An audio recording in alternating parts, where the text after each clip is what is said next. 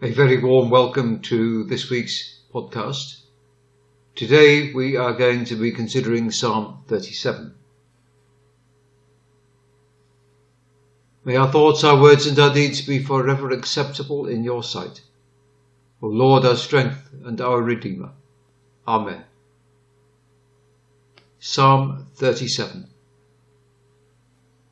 Do not fret when wicked men seem to succeed. Do not envy evildoers, for they will quickly dry up like grass and wither away like plants. Trust in the Lord and do what is right. Settle in the land and maintain your integrity. Then you will take delight in the Lord, and he will answer your prayers. Commit your future to the Lord. Trust in him, and he will act on your behalf. He will vindicate you in broad daylight and publicly defend your just cause. Wait patiently for the Lord. Wait confidently for him. Do not fret over the apparent success of a sinner, a man who carries out wicked schemes. Do not be angry or frustrated. Do not fret. That only leads to trouble. Wicked men will be wiped out, but those who rely on the Lord are the ones who will possess the land. Evil men will soon disappear. You will stare at the spot where once they were, but they will be gone. But the oppressed will possess the land and enjoy great prosperity. Evil men plot against the godly and viciously attack them. The Lord laughs in disgust at them, for he knows that their day is coming. Evil men draw their swords and prepare their bows, to bring down the oppressed and needy, to slaughter those who are godly. But their swords will pierce their own hearts, and their bows will be broken. The little bit that a godly man owns is better than the wealth of many evil men, for evil men will lose their power, but the Lord sustains the godly. The Lord watches over the innocent day by day, and they possess a permanent inheritance. They will not be ashamed when hard times come. When famine comes, they will have enough to eat. But evil men will die. The Lord's enemies will be incinerated. They will go up in smoke. Evil men borrow, but they do not repay their debt. But the godly show compassion and are generous. Surely those favoured by the Lord will possess the land, but those rejected by him will be wiped out. The Lord grants success to the one whose behaviour he finds commendable. Even if he trips, he will not fall headlong, for the Lord holds his hand. I was once young, now I am old. I have never seen a godly man abandoned, or his children forced to search for food. All day long he shows compassion and lends to others. His children are blessed. Turn away from evil and do what is right. Then you will enjoy lasting security. For the Lord promotes justice and never abandons his faithful followers. They are permanently secure, but the children of evil men are wiped out. The godly will possess the land and will dwell in it permanently. The godly speak wise words and promote justice. The law of their God controls their thinking. Their feet do not slip. Evil men set an ambush for the godly and try to kill them. But the Lord does not surrender the godly, nor allow them to be condemned in the court of law.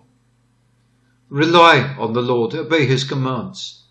Then he will permit you to possess the land. You will see the demise of evil men. I have seen ruthless evil men grow in influence like a green tree grows in its native soil. But then one passes by and suddenly they have disappeared. I looked for them, but they could not be found. Take note of the one who has integrity. Observe the upright, for the one who promotes peace has a future. Sinful rebels are totally destroyed. Evil men have no future. But the Lord delivers the godly.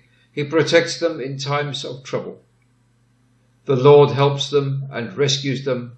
He rescues them from evil men and delivers them, for they seek his protection.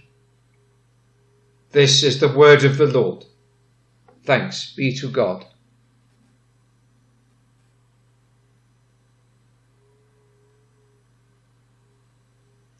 There is in this psalm a natural connection between its acrostic structure and didactic tone, as shown in several instances.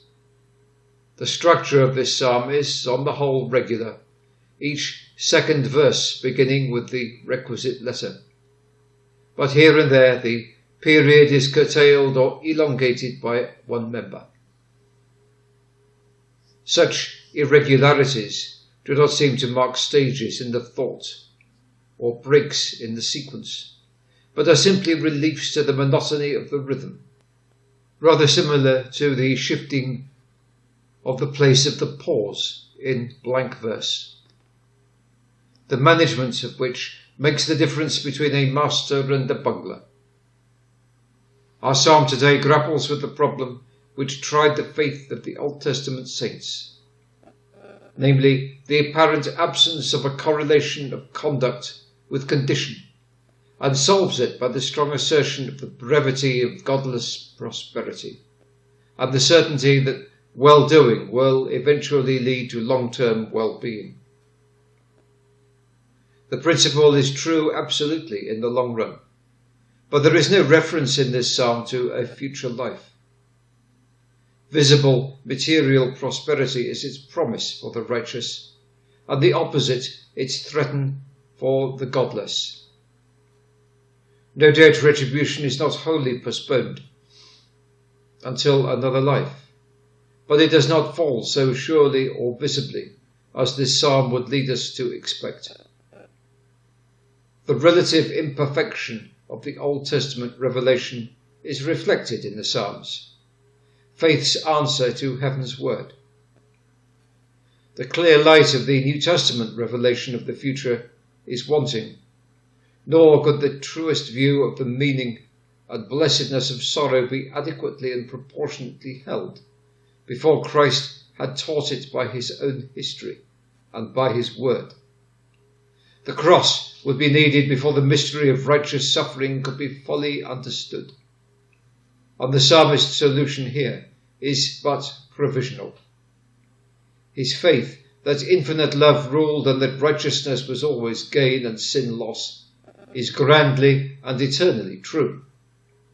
Nor should it be forgotten that he lived and sang in an order of things in which the divine government had promised material blessings as the result of spiritual faithfulness, and that with whatever anomalies modest prosperity did on the whole attend the true and real Israelite.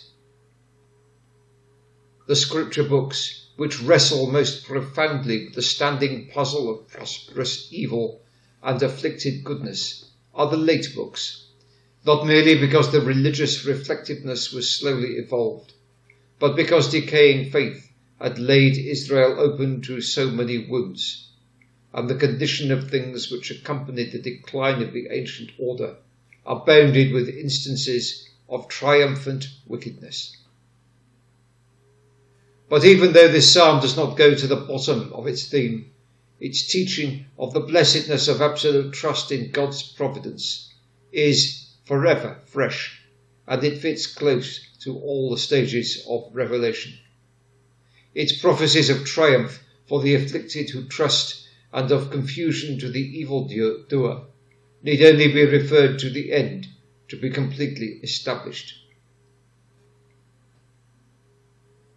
As a vindication of the ways of God with men, it was true for its age, but the New Testament goes beneath it, as an exhortation to patient trust and exhibition of the sure blessings.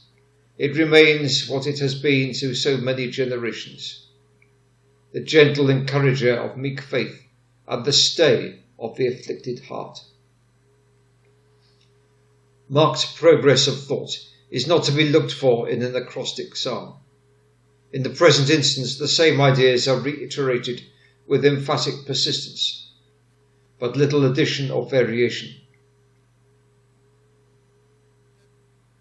To the didactic poet, to write the same things is not grievous, for they are his habitual thoughts, and for his scholars it is safe, for there is no better aid to memory than the cadence monotony of the same ideas cast into song, but slightly varied. A possible grouping may be suggested by observing that the thought of the cutting off of the wicked and the inheritance of the land by the righteous occurs 3 times. If it can be taken as a kind of chorus or refrain, we may cast the psalm into 4 portions, the first 3 of which close with that double thought. Verses 1 to 9 will then form one group, characterized by exhortations to trust and an assurance of triumph. The second section, verses 10 to 22, which, while reiterating the ground tone of the whole, does so with a difference, inasmuch as its main thought is the destruction of the wicked, contrasting with the triumph of the righteous in the first section. The third division will be verses 23 to 29, of which the chief feature will be the addition of the psalmist's own experience in authenticating his teaching as regard the divine care of the righteous, and that extended to his descendants. And the final section, verses 30 to 40, gathers up all, reasserts the main themes, and confirms it again by adducing the psalmist's experience in confirmation of the other half of his assurances, namely the destruction of the wicked. But the poet does not wish to close his words with that gloomy picture, and therefore the last section swings around again to reiterate and strengthen the promise for the righteous, and its final note is one of untroubled trust and joy in an experienced deliverance. Turning first of all then to the first section, verses 1 to 9, we find a series of exhortations to trust and patience, accompanied by an assurance of consequent blessing. These are preceded and followed by an exhortation not to yield to the temptation of fretting against the prosperity of evildoers, based upon an assurance of its transitoriness. Thus, the positive precepts inculcating the ideal temper to be cultivated are framed in a setting of negatives and inseparable from them. The tendency to murmur against flaunting wrong must be repressed if the disposition of trust is to be cultivated. And on the other hand, obedience to the negative precept is only possible when the positive ones have been obeyed with some degree of completeness. The soul's husbandry must be busied in grubbing up weeds as well as in sowing. But the true way to take away nourishment from the baser is to throw the strength of the soil into growing the nobler crop. As the Authorized Version says, fret not yourself, literally meaning heal not yourself and be not envious, is do not glow. The root idea being that of becoming fiery red. The one word expresses the kindling emotion, the other is visible sign in the flushed face. Envy, anger, and other violence and God-forgetting emotion are included here.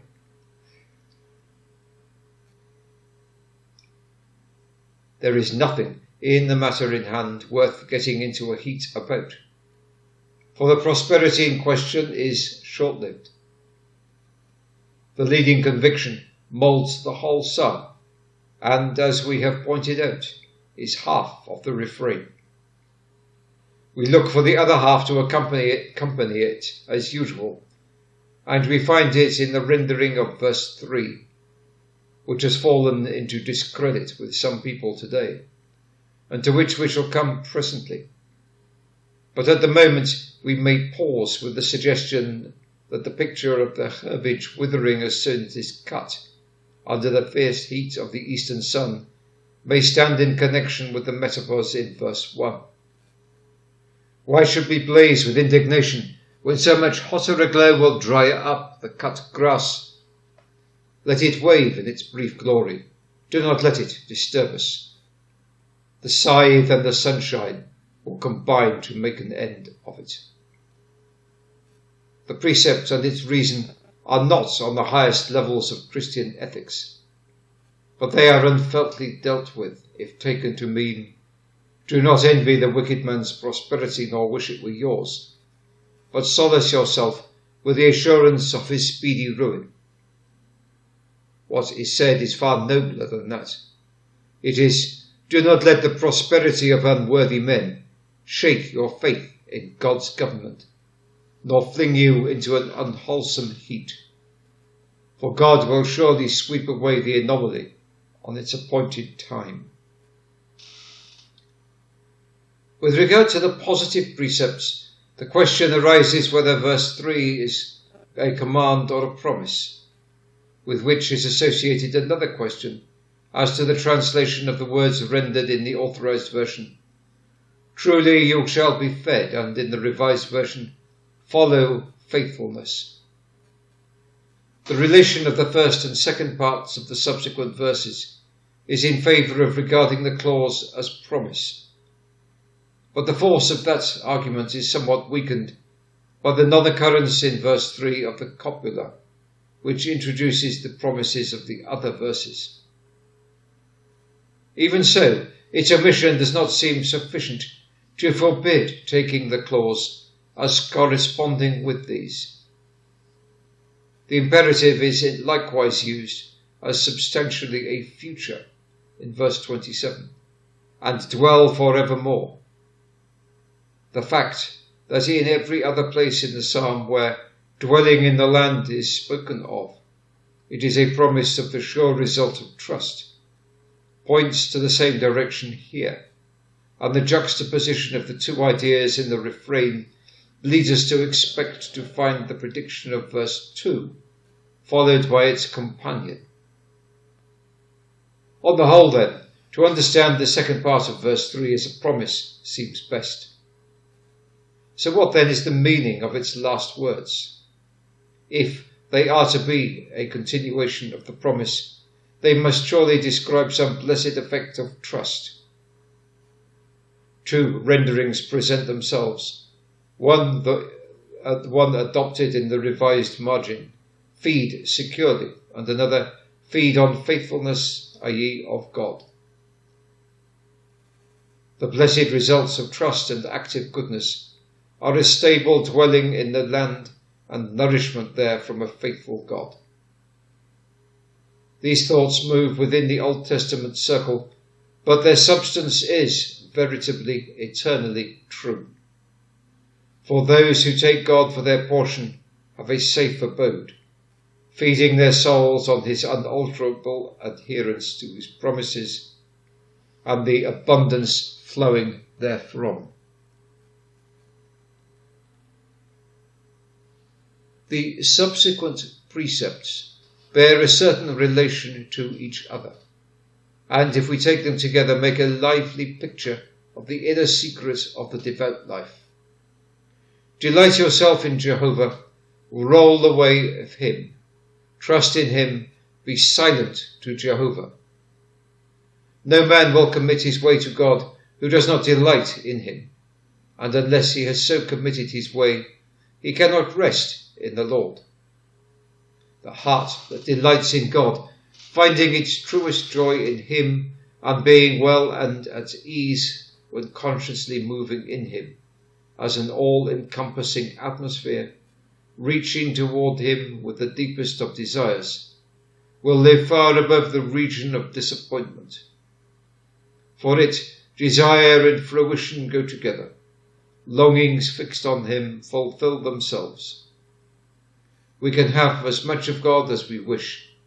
If he is our delight, we shall wish nothing contrary to, nor apart from him, and wishes which are directed to him cannot be in vain. To delight in God is to possess our delight, and in him to find fulfilled wishes and abiding joys. Commit your way to him in the exercise of trust, and as the verse says with grand generality, omitting to specify an object of the verb, he will do all that is wanted, or will finish the work. To roll one's way upon Jehovah implies subordination of will and judgment to him, and quiet confidence in his guidance. If the heart truly delights in him and the will waits silent before him, and a happy consciousness of dependence fills our soul, the desert will not be trackless, nor will the travellers fail to hear the voice which says, "This is the way, walk in it." The one who trusts is led, and God works for him, clearing away clouds and obstructions. His good may be evil spoken of, but the vindication of by fact will make his righteousness shine spotless, and his cause may be apparently hopeless, but God will deliver him. He will shine forth as the sun, not only in such earthly vindication as the psalmist prophesied, but even more resplendently, as Christian faith has been gifted with long sight to anticipate in the kingdom of my Father. In this way, delighting and trusting, a man may be silent. Be still before Jehovah in the silence of a submissive heart, and let that silence be torpor, but gather yourself together and stretch out your hope toward him. That patience is no mere passive endurance without murmur, but implies tension of expectation. Only if it is occupied in this way will it be possible to purge the heart of the foolish and weakening heat, which does no harm to anyone but to man himself. Heat not yourself, for it only leads to evil. And so the section returns once more upon itself, and once more ends with the unhesitating assurance, based on the very essence of God's covenant with the nation, that righteousness is the condition of inheritance, and sin the cause of certain destruction. The narrower application of the principle, which was all that the then stage of revelation made clear to the psalmist, melts away for us into the Christian certainty that righteousness is the condition for dwelling in the true land of promise, and that sin is always death, in germ or in full fruit.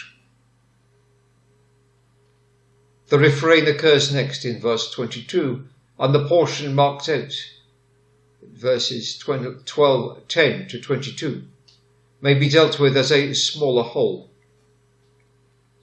After a repetition in verses 10 and 11 of the main thesis, slightly expanded, it sketches in vivid outline the fury of the wicked against the just, the grim retribution that turns their weapons into agents of their own destruction.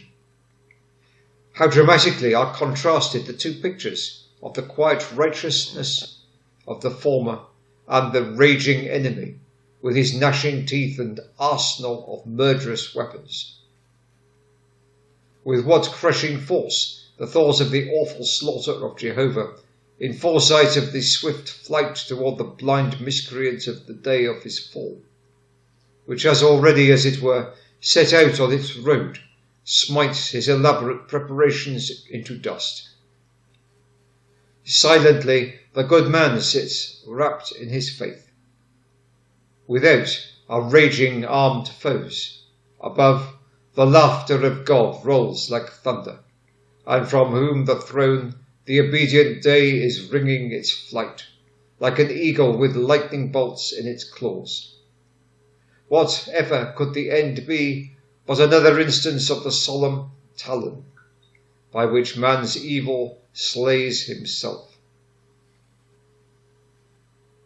Various forms of the contrast between the two classes follow, with considerable repetition and windings of the themes.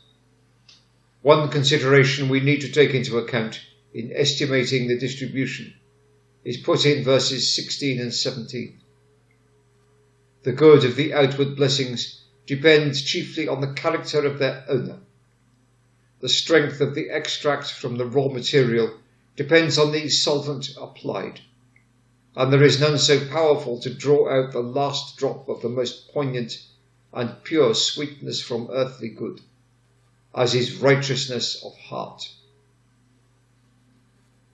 Naboth's vineyard will yield better wine if Naboth trusts in Jehovah than all the vines of Jezreel or Samaria.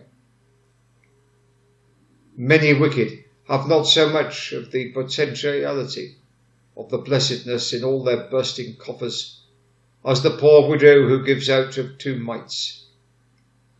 The reasons for that are manifold, but the prevailing thought of the psalm leads to one only being named here.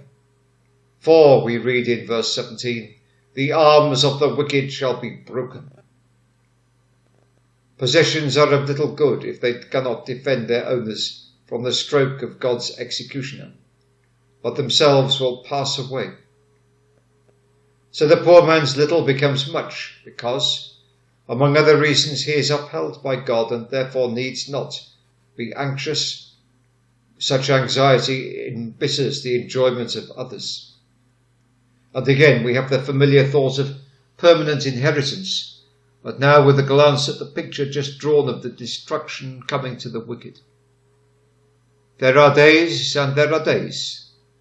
God saw that day of ruin speeding on its errand, and he has his loving, sympathetic knowledge of the days of the righteous, verse 6, and holds their lives in his hand, and therefore continuance and abundance are ensured. The antithetical structure of verses 16 to 22 is most skillfully varied so as to avoid monotony, but it is elastic within limits. We can note that in verses 16 and 17, each verse contains a complete contrast, while in those that follow only half of the contrast is presented, which would require a similar expansion of the other over 2 verses. But instead of this, the latter half is compressed into one verse, verse 20, which is elongated by an extra clause. And then in verses 21 and 22, we revert to the briefer form, as in verses 16 and 17. In this way, the longer antithesis is enclosed between 2 parallel but shorter ones. A certain variety breaks up the sameness of the swing from one side to the other, suggesting a pause in the flow of the psalm. Verse 20, elongated one, reiterates the initial metaphor of withering vegetation that we read in verse 2, with an addition for the rendering fat of lambs must be given up, as incongruous and only plausible on account of the emblem of smoke in the next clause. But the 2 metaphors are, after all, independent. Just as in verse 2, so here. The gay beauty of the pastures, so soon to wilt and be changed into barren waste, mirrors the fate of the wicked. Verse 2 shows the grass fallen before the scythe, and verse 20 lets us see it in its flush of loveliness, so tragically unlike what it will be when its day has come. The other figure of smoke is a stereotype in all tongues for evanescence. The thick reeds thin away and melt. Another peculiar form of the standing antithesis appears in the next section, verses 21 and 22, which set out the gradual impoverishment of the wicked and prosperity as well as beneficence of the righteous. And by the 4 of verse 22 traces these up to the curse and blessing of God, which become manifest in the final destiny of the 2. not dishonestly, but bankruptcy, is the cause of not paying again, while on the other hand the blessing of God only enriches and softens, making the heart which has received grace a true wellspring of grace to the needy, even if they are foes. The form of the contrast suggests its dependence, one on the promises we read in Deuteronomy 15 verse 6. And so the refrain is once again reached and a further departure taken. This third section is rather shorter, covering merely verses 23 to 29, that has as its centrepiece the psalmist's confirmation from his own experience of the former part of his antithesis. The fourth section confirming the second. All of this third part is sunny, with a divine favour streaming upon the righteous. The only reference to the wicked we find in the refrain at the end. Verses 23 and 24 declare God's care for the former under the familiar image of guidance and support for a traveller. As in verse 5 and 7, the way is an emblem of active life and is designated as his who treads it. The intention of the psalm, the context of the metaphor, and the parallels with the verses just referred to settle the reference of the ambiguous pronouns he and his that we find in verse 23. God delights in a good man's way, verse 6, and that is the reason for his establishing his goings. The promise is not to be limited to either material or moral aspects. The ground tone of the psalm is that the two regions coincide, insofar as prosperity in the outer is the infallible index of righteousness in the inner. Our dial has two sets of hands, one within and one without, but both are, as it were, mounted on the same spindle and move at the same speed and direction. Steadfastly treading in the path of duty and successful undertaking are both included, since they are in fact inseparable. Truly, even the fixed faith of the psalmist has to admit that the good man's path is not always smooth. If facts had not often contradicted his creed, he would never have sung his song, and hence he takes into account the case of such a man's falling, and seeks to reduce its importance by the considerations of potential recovery and of God's keeping hold of the man's hand all this time. Verses 35 and 36 bring in the psalmist's experience to confirm his doctrine. The studiously impersonal tone of the psalm is dropped only here and in the contemporary reference to the fall of the wicked. Observation and reflection yield the same results. Experience seals the declaration of faith. His old eyes have seen much, and the net result is that the righteous may be troubled, but they are never abandoned, and that there is an entail of blessing to their children in general. Experience preaches the same truths today, for on the whole, wrongdoing lies at the root of most of the hopeless poverty and misery of modern society. Idleness, recklessness, thriftlessness, lust, drunkenness are potent factors in it, and if their handiwork and that of the subtler forms of respectable godlessness and evil were to be eliminated, the sum of human wretchedness would well shrink to very small dimensions. The mystery of suffering is made more mysterious by ignoring the patent connection with sin, and by denying the name of sin to so many of its causes. If we were to judge men's conduct by God's standards, there would be infinitely less wonder at God's judgments manifested in a man's suffering. The solidarity of the family was more strongly felt in ancient times than today. But even now the children of the righteous, if they maintain their hereditary character, do largely realize the blessing which the psalmist declares to be uniformly theirs. He is not to be tied down to literality, in his statement, in the general workings of things. What he deals with is the prevailing trend, and isolated exceptions are not going to destroy his overall assertion. Of course, a continuance in paternal virtues is presupposed as the condition of succeeding to paternal good. In the strength of experience, a hortatory tone dropped since verse 8 is resumed, with reminiscences of that earlier series of advices. The secret of permanence is condensed into two antithetical precepts: to depart from evil and to do good, and the keynote is sounded once more in a promise cast in the guise of a commandment, which we can compare with verse 3 of unmoved habitation, which is, however, not to be stretched to refer to a future life of which the psalm says nothing. Such permanent abiding is sure, inasmuch as Jehovah loves judgment and watches over the objects of his loving kindness. But our sequence fails at this point, and there is an apparent disorder in the division of verses, for verse 28 has 4 clauses instead of the more normal 2. However, if we remove the superfluous 2 and treat them separately, we revert to a regular 2-verse and 4-claused grouping. In verse 29, they are preserved forever, throwing the whole couplet out of order.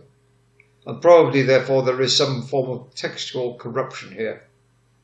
It has an evident double rendering of the clause, which is not unfrequently the case when there is ambiguity or some textual issues, and goes side by side with, they shall be preserved forever, on the rendering, the lawless shall be hunted out, which can be returned into Hebrew so as to give the needed initial ain, either in somewhat a rare word or in one which occurs in verse 35. If we make this correction, the anomalies disappear and division, acrostics and antithetical refrain revert to order. The final section, verses 30 to 40, are, like the preceding, cover the psalmist's experience for its centre and traces the entail of conduct upon a second generation of evildoers, as the former did to the seed of the righteous. Both sections begin with the promise of firmness for going or steps of the righteous, but the latter verses expand the thought by a fuller description of the moral conditions of stability. The law of God is in his heart. That is the foundation on which all permanence is built. From that, as the centre, there issues wise and just words on the one hand and stable deeds on the other. That is true in the psalmist's view in reference to the outward success and continuance, but still more profoundly in regard to the steadfast progress in paths of righteousness. He who orders his footsteps by God's known will be saved from much hesitancy, vacillation and stumbling, planting a firm foot even on a slippery place.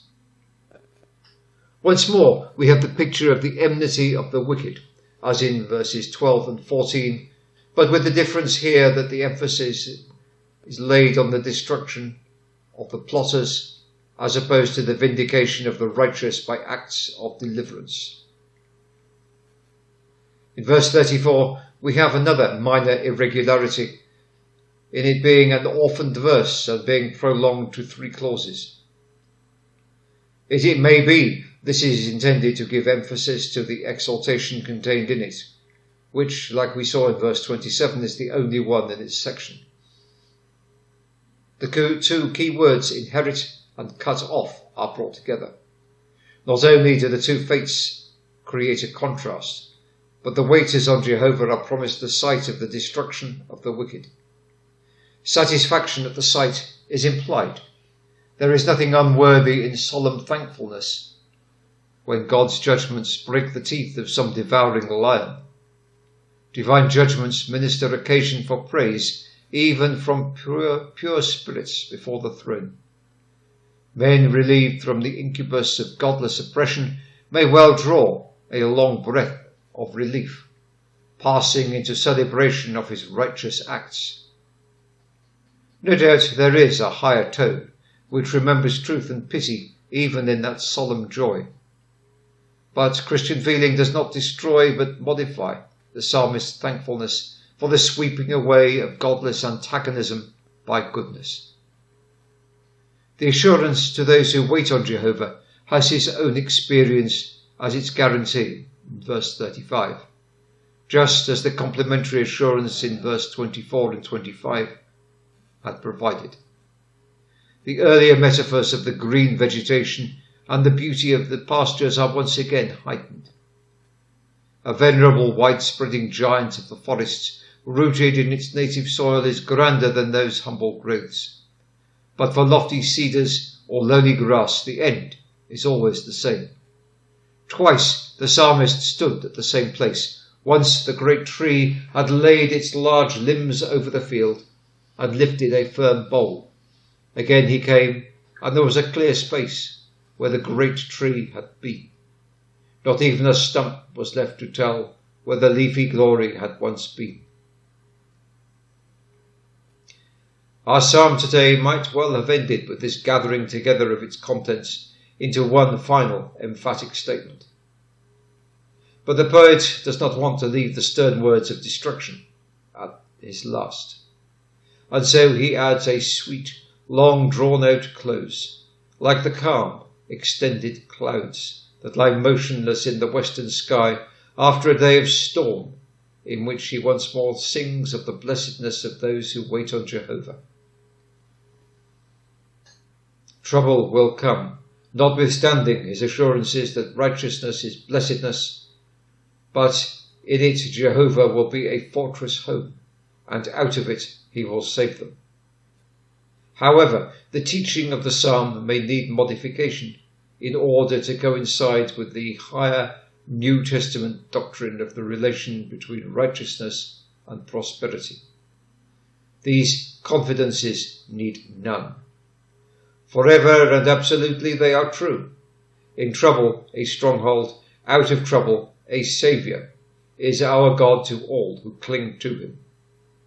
And very beautifully the closing verse lingers on its theme and wreathes its thoughts together, with a repetition that tells how sweet they are to the singer. Jehovah helps them and rescues them. He rescues them and saves them. And so the measure is complete, but the song flows over in an additional clause, pointing the path for all who seek such blessedness. Trust is peace. They who take refuge in Jehovah are safe, and their inheritance shall be for ever. This is the psalmist's most inmost secret of a truly blessed life. Glory be to the Father, and to the Son, and to the Holy Spirit, as it was in the beginning, is now, and ever shall be, world without end. Amen.